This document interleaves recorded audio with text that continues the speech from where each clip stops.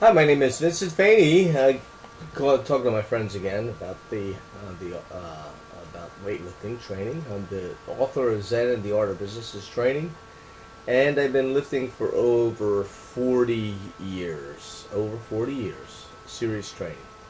A lot of research, a lot of experiential, intellectual research and experiences, and also I was a competitive athlete. And right now I'm pursuing a degree in biomedical engineering. So this is the book, and that's just the cover right there. It's the hardbound. And this is some of the people I wanted to look like. That's Frank Zane. I wanted to look like Frank Zane. But let me go to the other book itself. The meat of the book. And I want to talk about why I wrote the book. And the reason why I wrote the book, I had no idea of where the journey would go. I mean, I just wanted to write a book to help people keep from going with steroids, to show them that I believe that all people could reach a world-class level of strength, or most people, unless they had some sort of medical disorder or something, or a disability. But, you look at world athletes and how far they are, how much stronger and faster they are than the average population. And the bulk of the population is like on a bell curve. And in fact, it's even like below the bell curve as compared to an IQ bell curve physically. And I believe that the majority of those people who are midline could be close to the upline guys, the high guys. And so I wanted to talk about why I chose the title for the book, Zen or Resistance Training. I chose the word Zen specifically. I purposely chose it. Some people say, hey, it's a good marketing word. People love Zen. But I chose it because the state of Satori, or non-thinking, that is attained with the proper application of resistance training. Let's face it, whatever endeavor you're trying to do, whether it's playing the guitar or lifting or whatever, if you're like my friend is a world-class guitar player, he says, if I actually had to think about where each finger was going to go, with the speed it was going to go, with the pressure it was going to put on the strings, if I had to think about it, I would not be able to perform it. You have to get into you have to get into a lot of practice to where you're thinking about it, and you're struggling, and you practice, and you practice, until it gets into like you don't have to think about it. And it's a blissful state of non-thought. You're simply being. You simply are the weight. You're simply lifting the weight. It goes beyond the joy of lifting from endorphins. A lot of people say, oh, I like exercise and I get this endorphin rush. You get that. But with Zen, you get an extra feature where there's no resistance. You're being. There's no conflict. There's no beehive of thoughts. You're simply pure. You're being. You're in the moment. And that's what I liked about lifting, and I try to apply that. Now, I'm not saying that's where we need to be all the time. I think there's things to be said about thinking and so forth and so on. I just don't. I think we spend too much. I think if I could wave a wand and say that thinking about something and being something, I think thinking should be minimal and being something should be more time being than thinking. Right now we spend so much time thinking, almost never being. Okay, so it is a state of pure and blissful being, and you're always in the moment of the now. And speaking about the now is all we have.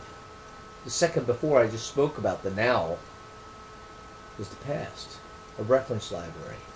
Second after, whatever happens after what I'm speaking about now or feeling about now is a future. It needs to be planned. Too many human beings spend their time in the past or their time in the future. Too many human beings spend their time in the past worrying about this and that, what was said, this and that. Well, or in the future, what's going to be said, what's going to happen. Fears. Being in the now is simply being in this second, and the next second, now this second, and now this second. I just want to emphasize that. So in the title of the book, I put more emphasis on the words resistance training, because these words imply that you do not just lift weights, but also the resistance espoused in this book comes in many forms. And I use the word scientific because there's a lot of cutting-edge scientific research. And, it's repeatable. There's math, there's physics that I use. It's not just anecdotal stuff that I'm talking about. It's not just Vince's story. It's stuff that you could experiment, stuff that you could write down equations over, it's stuff that you could experience, like an experiment. Training, because I put a lot of importance to the programs, organized regimentation. And I use the word yogic approach because the mental, physical, emotional, and spiritual aspects of yoga are very important, and I take many opportunities to show the many similarities of this and the resistance training discussed throughout the book. And I want to emphasize there's a lot of importance put on various breathing techniques and other yogic methodologies in the training which I outline.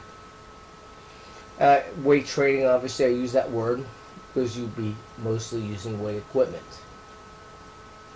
Anyways, the book's evolved since then, and I took 6 years to write, and even now when I go through this and I talk in these tutorials and show the videos, I'm just going to go over the salient generalized points. You could read more in depth of the little nuances here and here, what's in this paragraph, that paragraph, and so forth.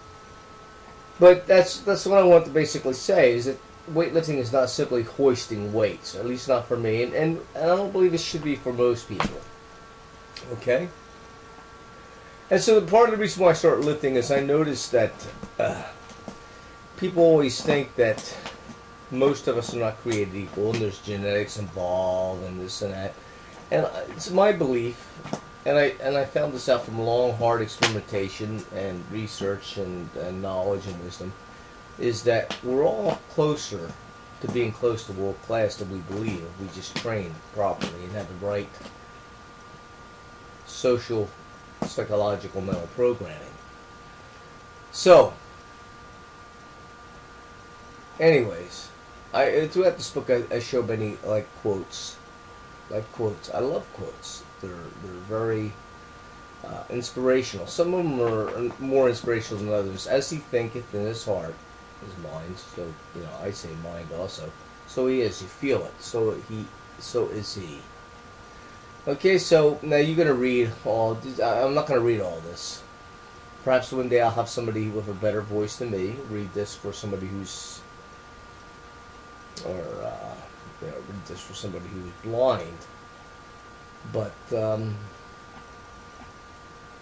right here, the ability to conquer oneself is no doubt the most precious of all things sports bestows upon us.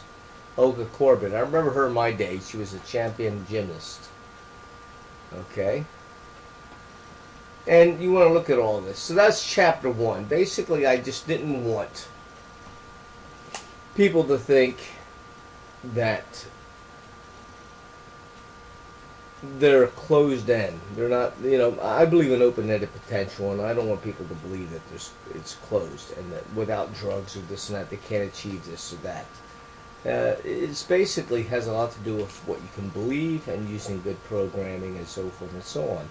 And again, I started weightlifting, and my progress initially was pretty good because everybody's progress. Imagine somebody who's never done push-ups and just started push-ups. Imagine if you never done push-ups, you did 10. Well, within 3 months, you'll be doing, of course you'll be doing 20, 30, 40, 50, 100. So that's how it is with weightlifting. Never push yourself, and then you start pushing yourself, you're going to show more results. It's got to be done scientifically. And so a lot of people don't think that most people train wrong. I mean, I got to tell you, they train right. They're out there training, and they do so many sets of so many reps at the weights.